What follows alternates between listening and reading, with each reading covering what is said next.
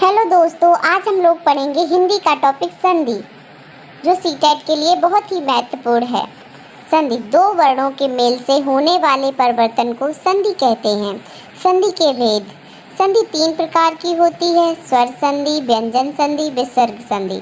स्वर संधि दो स्वरों के मेल से होने वाले परिवर्तन को स्वर संधि कहते हैं। स्वर संधि के निम्न पांच भेद होते हैं। दीर्घ संधि, जहाँ बड़ी मात्रा लगी हो वहाँ दीर्घ संधि होती है, जैसे विद्यालय, भानुदय, देवासुर आदि।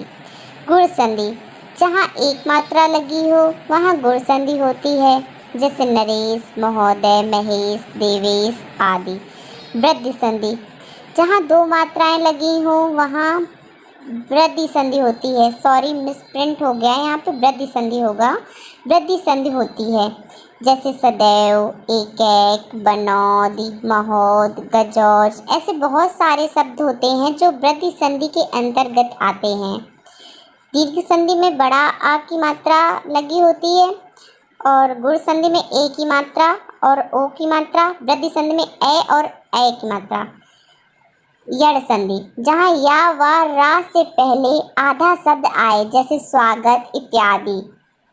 आयादि संधि, जहाँ ए ओ की मात्रा नहीं होती है और अधिकतम तीन शब्द होते हैं, जैसे पवन, नायक, पावक, शयन, धवन, मयन आदि।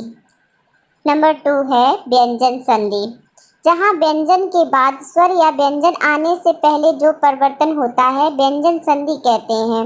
जैसे संक्षेप में बिंदी है तो यह पूरा माँ में बदल जाएगी। संक्षेप सम प्लस छेप। संहिता इक्वल टू सम प्लस हिंता।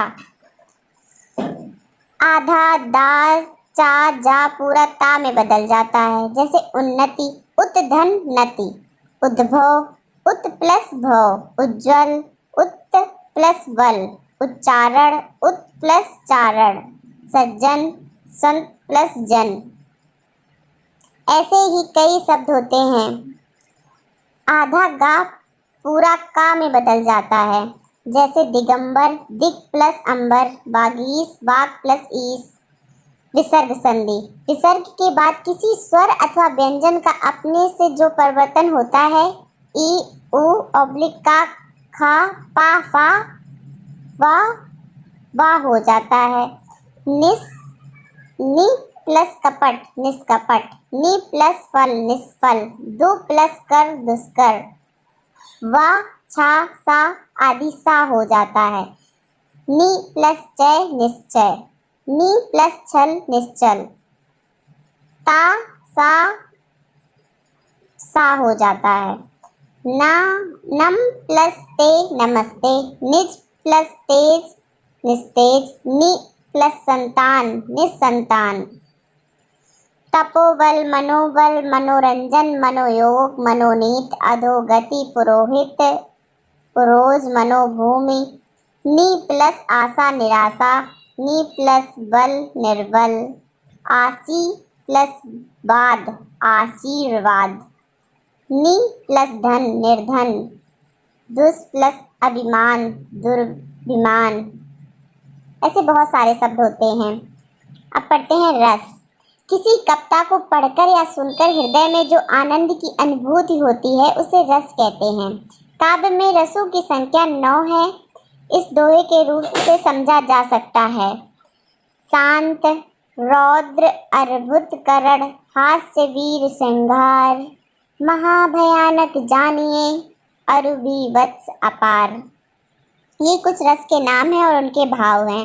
जैसे श्रृंगार रस का भाव रति है, वीर रस का भाव उत्साह है, हास्य रस का भाव हास्य है, रौद्र रस का भाव क्रोध है, भयानक रस का भाव भय है, वीवत्स रस का भाव घृणा है, करुण रस का भाव शौक है, अद्भुत रस का भाव विस्मय है, शांत रस का भाव निर्वेद है। श्रृंगार रस प्रेमी और प्रेमिका के मन में स्थित स्थायी भाव, रति या प्रेम से उत्पन्न भाव को, आनंद को श्रृंगार रस कहते हैं। श्रृंगार के भेद। श्रृंगार रस के 2 भेद होते हैं। नंबर 1 संयोग श्रृंगार रस। नंबर 2 वियोग श्रृंगार रस।